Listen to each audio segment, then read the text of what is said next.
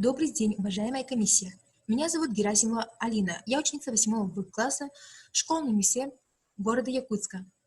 Разрешите предложить результаты научно-исследовательской работы на тему применения инновационной методики инфракрасного сканирования для повышения результатов зимовки пчелиных семей в условиях Якутии.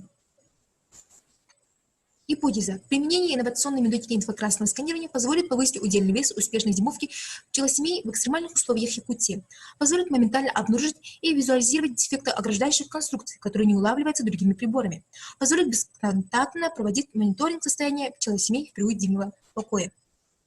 Целью моей научно-исследовательской работы является определение практической значимости применения инновационной методики инфракрасного сканирования для повышения выживаемости пчелосемей в период зимнего покоя путем оптимизации микроклимата и бесконтактного информативного мониторинга их состояния.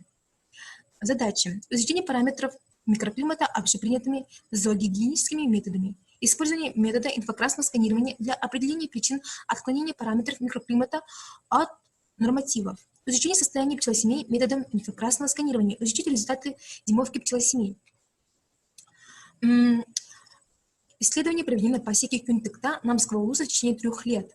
Использованы общепринятые зоогигиенические методы исследования. Для инфракрасного сканирования применен тепловизор RTIS-2000 CN. Результаты исследования. Выявлены отклонения температурного параметра и скорости движения воздуха от зоогигиенических нормативов, причину которых удалось определить методом инфракрасного сканирования. В ходе сканирования выявлены потери тепла через стыки стен с полом, а также между стыками досок самого пола с температурой дефекта до минус 21 градуса. Для исключения тепловых потерь были срочно и прицельно выполнены мероприятия по их устранению. Как видно из теплограммы, плотность клуба не разрушена. Основное ядро клуба размещено на 3 рамках с максимальной температурой 30 градусов, что доказывает отсутствие расплода.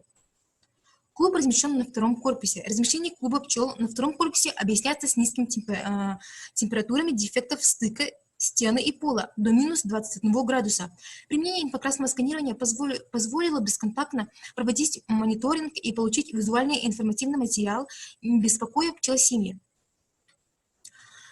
Анализ результатов зимовки показал, что удельный вес успешной зимовки в 2019 году составлял 90%, что на 20% больше, чем в 2018 году, и на 30% больше, чем в 2017 году.